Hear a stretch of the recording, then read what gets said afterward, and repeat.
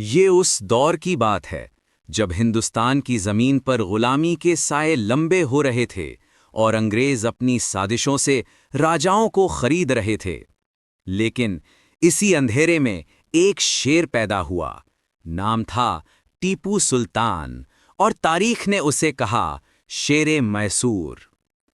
टीपू सुल्तान 1750 ईस्वी में पैदा हुए।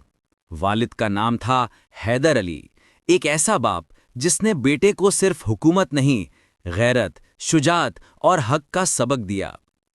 टीपू सुल्तान ने कम उम्री में ही जंग के मैदान देख लिए थे।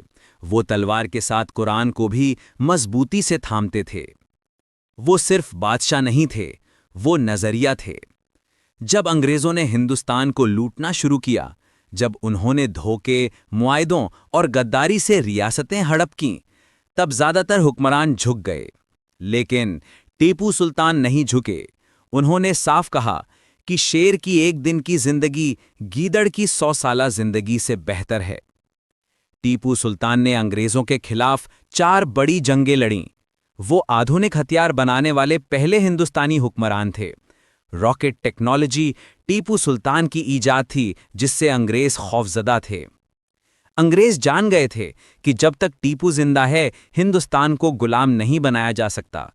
चुनाचे उन्होंने गद्दार पैदा किए, अपनों को दुश्मन बनाया और आखिरकार 1799 ईस्वी में सरंगपट्टम पर हमला हुआ।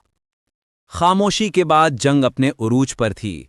किले की दीवारें टूट रही थीं, लेकिन टीपू सुल्तान अब भी तलवार हाथ में लिए आखिरी सांस तक लड़ रहे थे। जब उनकी शहादत हुई तो अंग्रेज अफसर ने कहा कि आज हिंदुस्तान में सबसे बड़ा दुश्मन खत्म हो गया। दर्द भरा मगर फख्र वाला लहजा। टीपू सुल्तान शहीद हो गए, लेकिन वो हारे नहीं। वो हमें ये सिखा गए कि हक पर खड़े रहने की कीमत जान भी हो तो सस्ती है। इख्तितामी पैगाम। हक की आवाज। टीपू सुल्तान सिर्फ एक नाम नहीं, वो एक आवाज है। हक की आवाज। आज अगर हम खामोश हैं तो समझ लो हमने टीपू सुल्तान की कुर्बानी भुला दी है।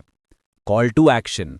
अगर आपको लगता है कि टीपू सुल्तान हमारे हीरो थे तो इस वीडियो को लाइक करें, चैनल हक की आवाज को सब्सक्राइब करें और कमेंट में लिखें शेरे मैसूर जिंदा है।